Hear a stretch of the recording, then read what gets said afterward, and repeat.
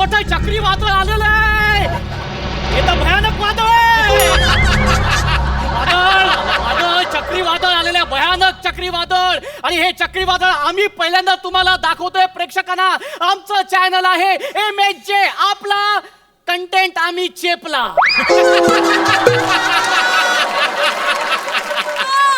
वादळ हे भयानक वादळ इथे आलेलं आहे.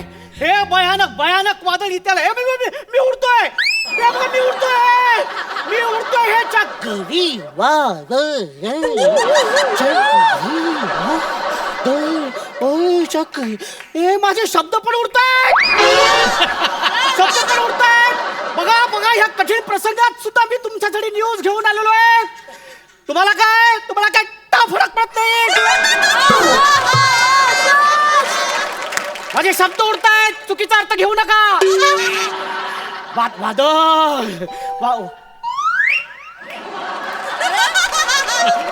त्याला काही होत नाही. वादळ आलेलं आहे. हे खूप वादळ आलेलं आहे. हे खूप वादळ आलेलं आहे मोठं. हे एवढं मोठं वादळ आहे की मी स्थिर उभा सुद्धा राहू शकत नाहीये. एवढं मोठं वादळ आलेलं आहे हे चक्रीवादळ. आणि बघा ह्या प्रसंगात सुद्धा मी असे पाय घट्ट धरून तुमच्यासाठी उभा आहे. अरे म्हणतात ना, पत्रकारिता 5वा स्तंभ आहे. 5वा नाहीये, 4था स्तंभ असं म्हणतात. चौथा स्तंभ नाही, तुम्ही त्याचा चौथा केलेला आहे, पण तो 4था स्तंभ असं म्हणतात. तेच 4था स्तंभ. आणि तेच आमच्या वहिनीने सिद्ध केलेलं आहे. वहिनी नाही, वाहिनी. आमच्या वहिनीने सिद्ध केलेलं आहे. माझी वहिनी आहे ना घरी, तिने सिद्ध केलेलं आहे. ती किती मस्त सुंदर सून आहे ते. हे सिद्ध केलेलं आहे तिने. हा मग काय आहे बघा तुम्हाला.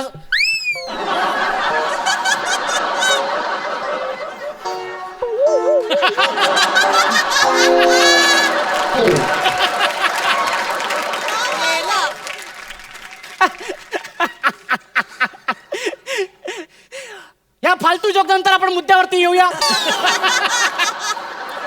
तर इतकं लॉकडाऊन असताना सुद्धा, इतकं भयंकर लॉकडाऊन असताना सुद्धा आम्ही तुमच्याकरता पत्रकारिता करतोय. आणि हे खूप महत्वाचं काम आम्ही करतोय. टाळ्या वाजवा त्याच्यासाठी प्लीज. आणि ह्या लॉकडाऊन मध्ये जग जरी बदललं असलं तरी आम्ही तुमच्यासाठी पत्रकारिता करणार, नक्कीच करणार. कारण आमचं चॅनल आहे MHJ. आपला कंटेंट आम्ही सगळ्यांना कळलेले आता.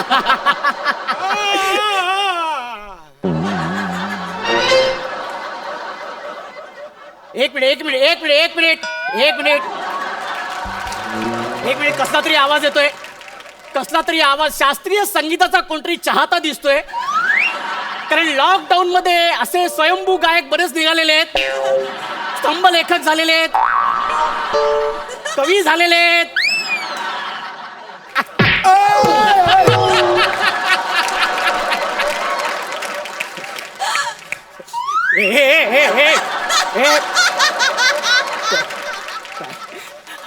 ऐकू जाईल.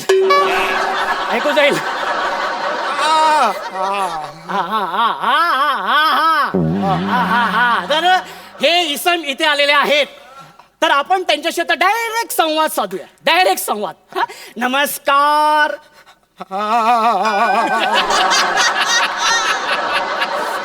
मला एक सांगा, खुर्चीवरती बसताना साधारणतः ज्या अवयवाचा पहिल्यांदा स्पर्श होतो तो अवयव तुम्ही का चोळताय?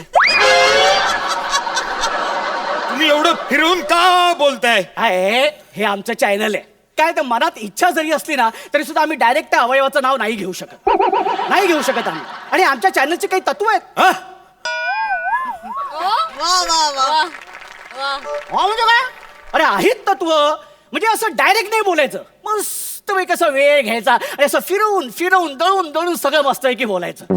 बरं तुम्ही जाऊ दे, तुम्ही बोला लवकर बोला. तुम्ही लवकर बोला.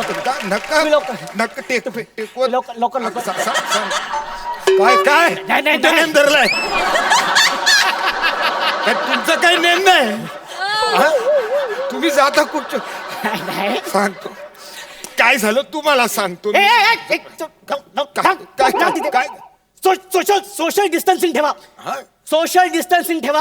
हे बघा, ह्या बाबतीत आमचं चॅनल अजिबात कॉम्प्रोमाइज करणार नाही, आधीच तुम्हाला सांगून ठेवतोय. हा, बरं बोला बोला. हे तुम्ही चोळत का आलेत, म्हणजे का नेमकं काय झालं काय? सांगतो लांब घेते लांब घ्या ना. हा? सांगतो काय झालंय की गेल्या आठवडाभर पोलीस न चुकता मला रोज मारता येतो आणि बरोबर नेम धरून माझ्या एकाच अवयवावर फटके देतात.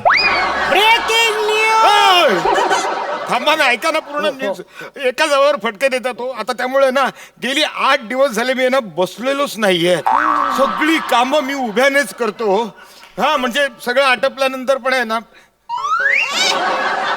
मोरीत मोरी आहे ना घरी, मोरीत भांडी पण उभ्यानेच घासतो. पण तुमचा हंडा हलतोय ना बाहेर.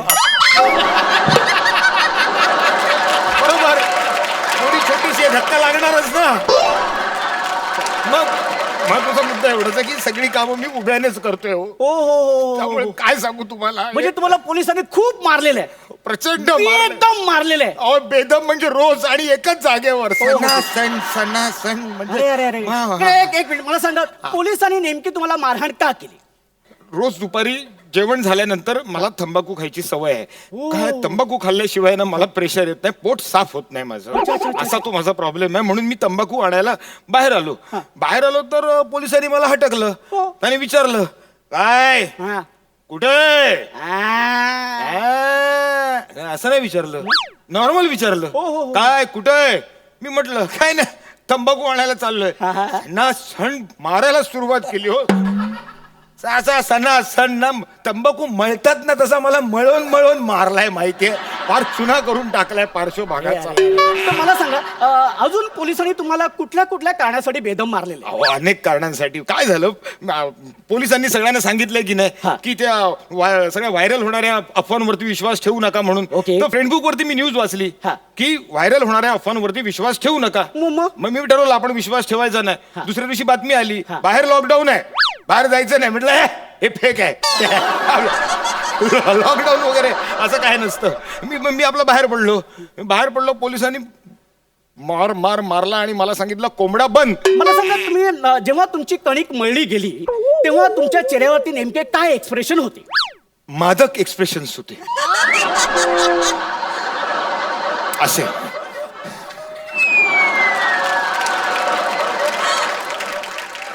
असे मादक एक्सप्रेशन्स होते माझ्या चेहऱ्यावरती.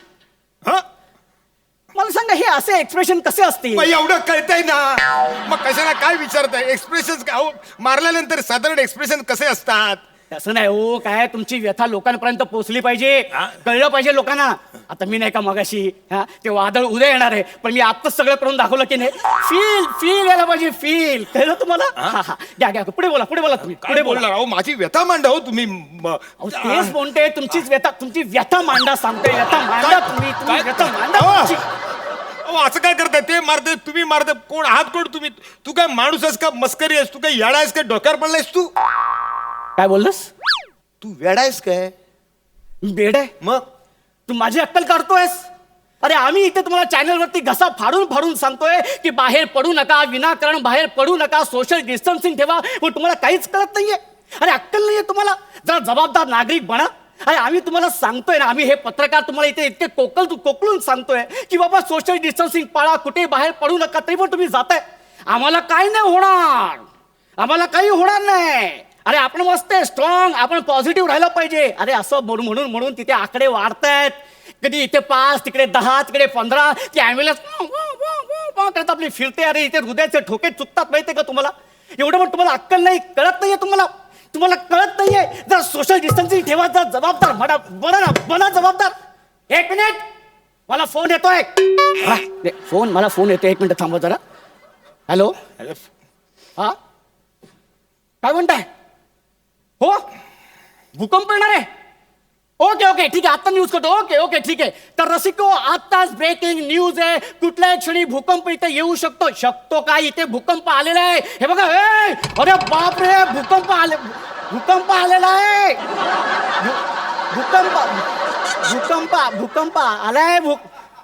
अरे भूकंप आलेला आहे. अरे इथे भूकंप आलेला